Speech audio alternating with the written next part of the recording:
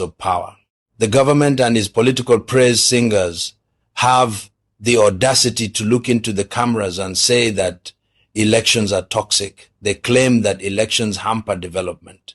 They said they need more time to complete their programs. What utter nonsense. The only thing that is toxic in Zimbabwe is a ruling elite that uses violence to silence dissenting voices.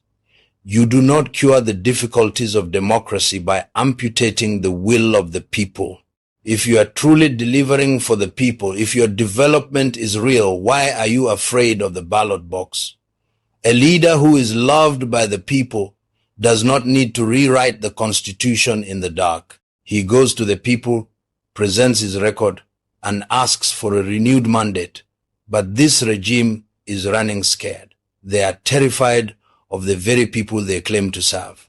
When President Emmerson Mnangagwa took power, there was a whisper of hope. He promised reforms. He declared Zimbabwe open for business.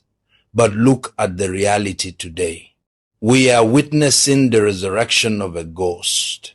The ghost of Robert Mugabe's 37-year rule. A snake can shed its skin, but the venom remains exactly the same. The machinery of oppression has not been dismantled. It has merely changed its driver.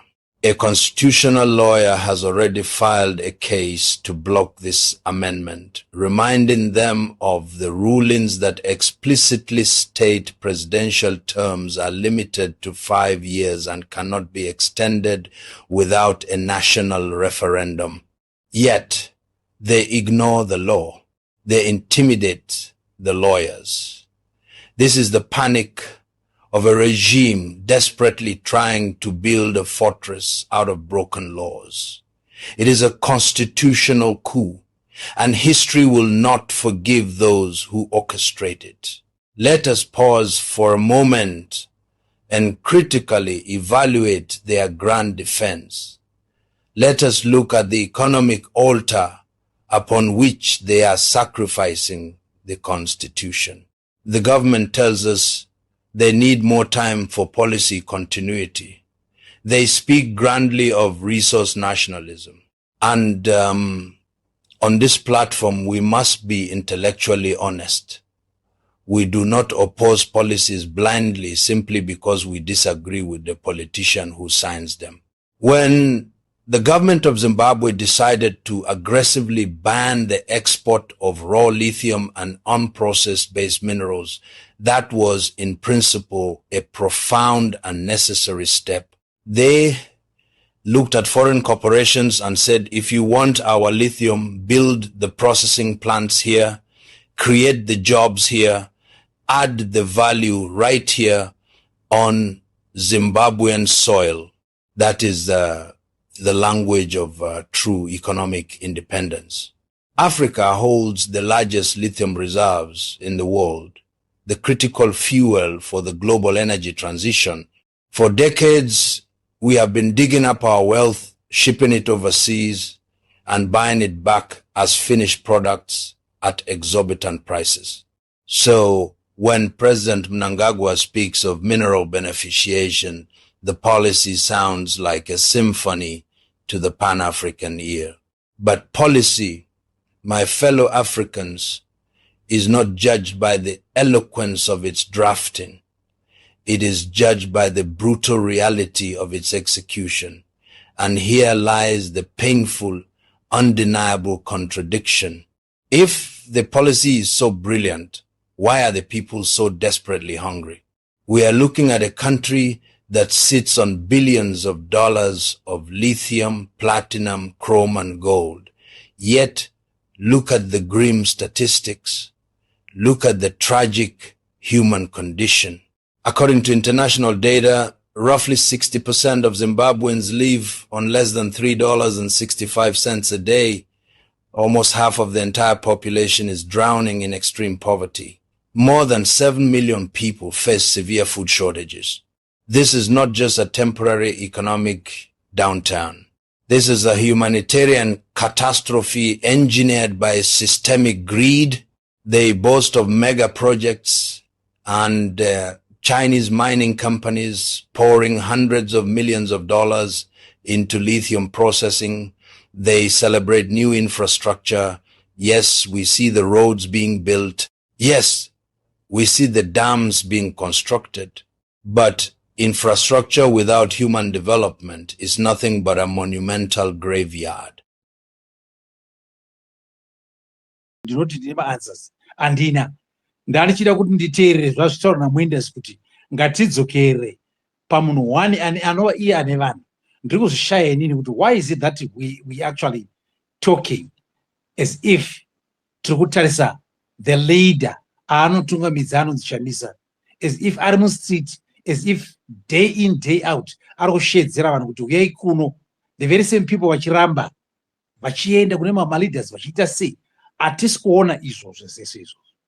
So ndo pazouya mubvunzo wangu wokuti manje, so if it really means akavhoterwa nevanhu 2 million, ko 2 million ivo vakaenda kupiko paCAB 3 vaindepi, vari kupi, varaswa nani, vakaparticipata vega here, vakashaya kava protector, vakatadza kuzviprotect.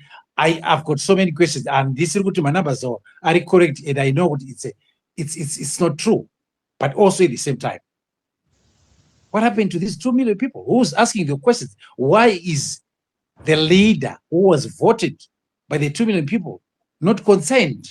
Why is he coming up with him? But why are you repeating the same question? Why are you repeating the same thing 4 times? Plus amapingure maida kuti vaparticipate kupi vana kwamaida kuti vaendende kupi, nekuti kumahall zvaitika maizviona kuti kwainzi vanhu vaitanga vapuhwa vapanana signal vasati vaenda kuhall kwacho, maida kuti vandoparticipatera vari pari, right? Nokuti zvakaita kubulawayo makazviona.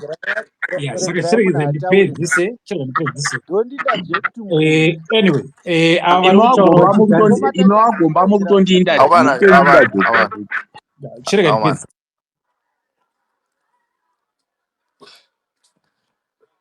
chipedzisa uri wega, right?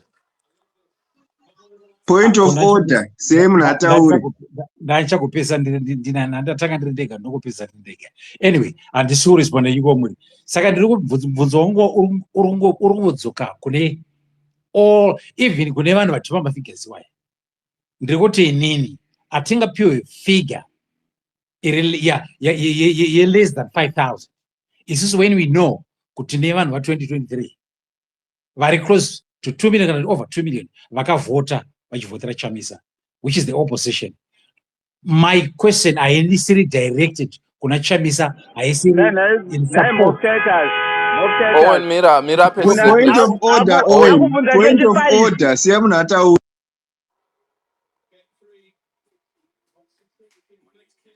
Amana, let's just respect each other.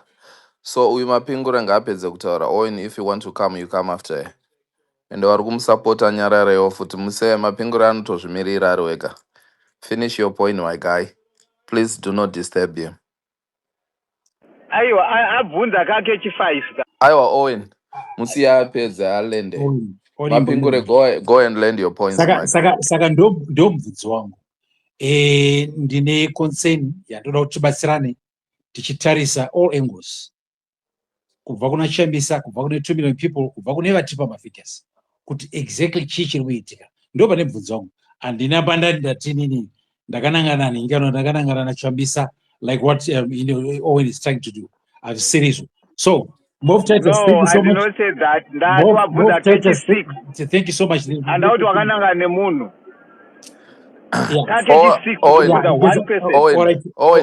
Owen, that musi alende, then I can give you a chance to speak.